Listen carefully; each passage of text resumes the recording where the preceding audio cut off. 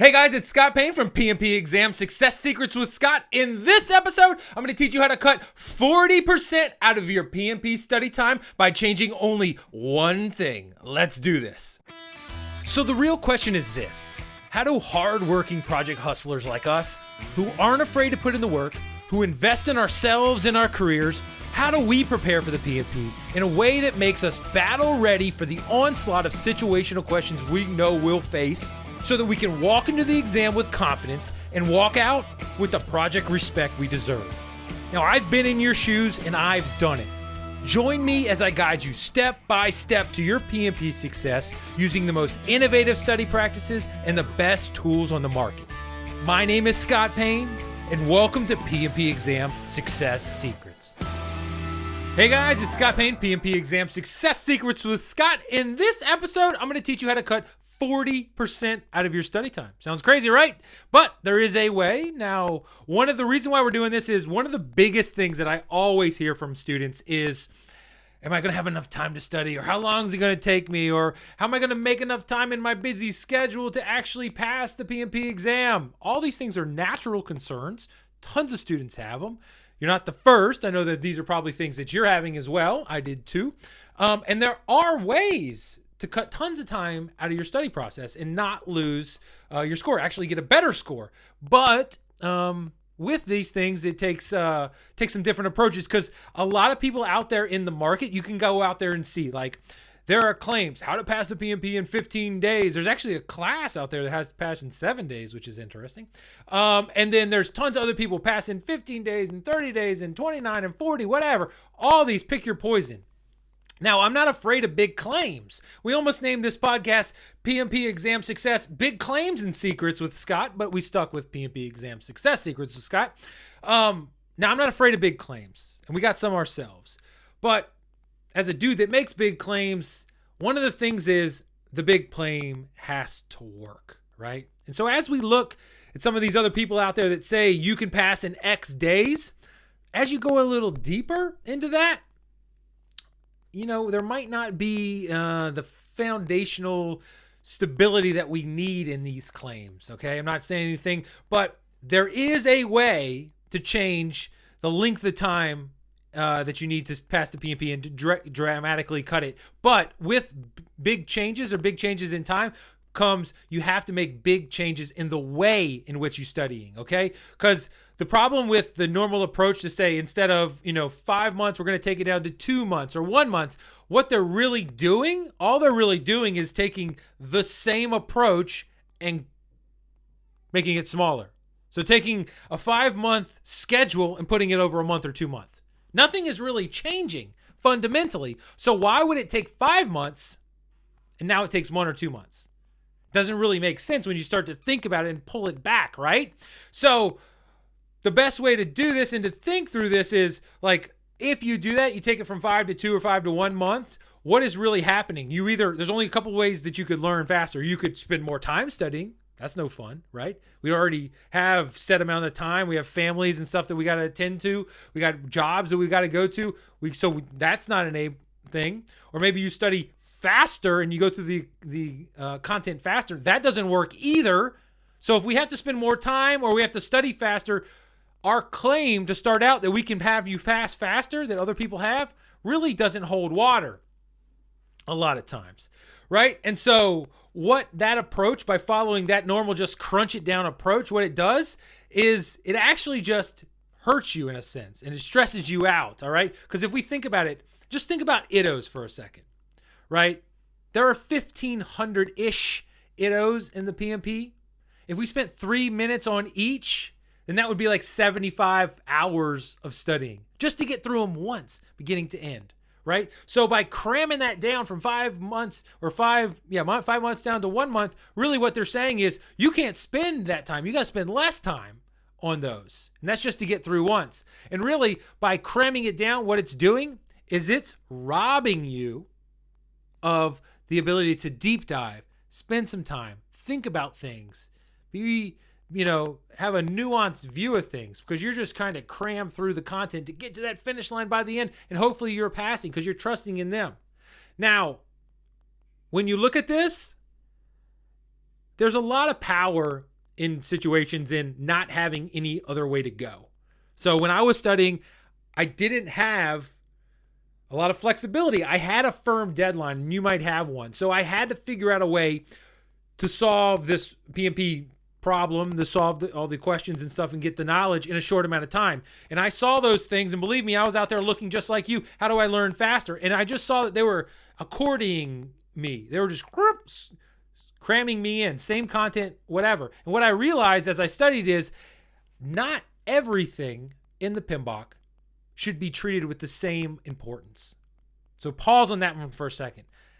If you're thinking that every input and output and tools and technique has the same importance, then you're really kind of misled and wrong. A lot of students, a ton of them, when they come to me, especially if they've started studying other places, they'll come to me and they'll start just asking questions about this really small, off the radar, inane input or output, this update of a project document or something like that that's there. And they'll invest time writing an email to me and mailing it to me and wanting a question of why is this an appropriate input or output or all these things.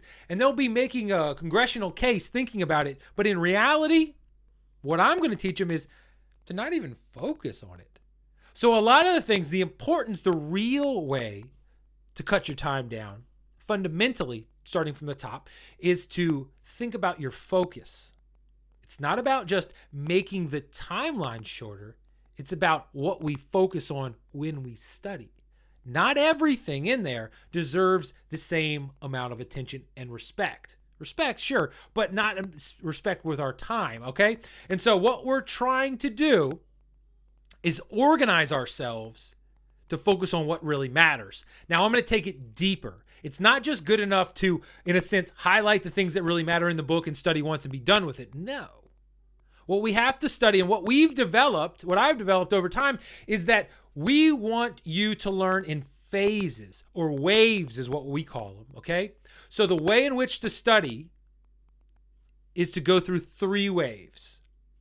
Now, the first wave, you go from beginning to end at a high level. You just read the book. My book's a great book. The other books are there. You just read from high level so that you know the characters in the game. You know what's happening. You know what the end of the story is, in a sense, in the PMP sense. You go through from beginning to end, high level. So that's phase 1, high level understanding. Then phase 2 is you go in and you reread now that you know the end of the game and you know the basic characters that are playing, in a sense, if we're thinking of this as a movie. And now you're looking at it from a flow standpoint. You're not just going to memorize, you're going through a flow standpoint. And I talk about it all the time. And you ask yourself 3 questions. We've been through these a little bit. You ask yourself at each process, you're trying to understand. There are 7 key flows that I'll walk you through, by the way. You're trying to ask yourself at each process, why are we doing this? What is produced that's most important? You're trying to distill that input and output list down to the 2's and few's that make the most difference. And then once you do that, that's super key. Once you define those 1 or 2 things that's being produced, then you ask yourself, because you've already been through once, you say, what other process would love to get the outputs that we produced here, that need the outputs, that demand them, that want them? And we'll lead you through this 49 factories example that we have at a later time that kind of walk you through how to do this. But what we're trying to do is say, why does this process exist? So we understand situationally what we're doing, what the purpose is. Then we say, what are we producing? Question 2, what are we producing? What are the 2 and few things that we produce? You got to know those. And then we say, which other processes? Who really values them? Who would want them? Who would grab them from us and need them? If you can understand that and you go and read that way as you go through the second wave, then things start to come together. Then these flows start to pop out. And believe me, after you do that, when you re-look at ITOs, they look totally different. It's kind of like one of those pictures from the old days, a couple years ago, 10, 20 years ago, where you would stare at a picture and it'd just be a bunch of dots, and then a horse would jump out at you. And you would, whoa, there's a horse in there. Somehow they did that with the eyes, right? So that's what happens when you go through high level, then you go through as a process, asking those why, what, and who questions.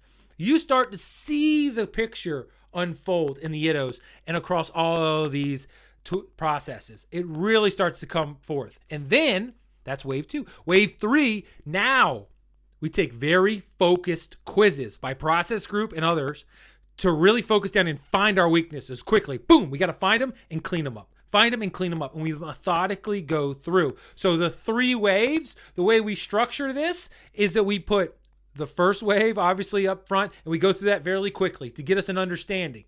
And then we do wave 2 is the longest wave, and then lane 3 is on the back end to really get us going. Okay, so we work that out. It is dramatic what it does to your study time.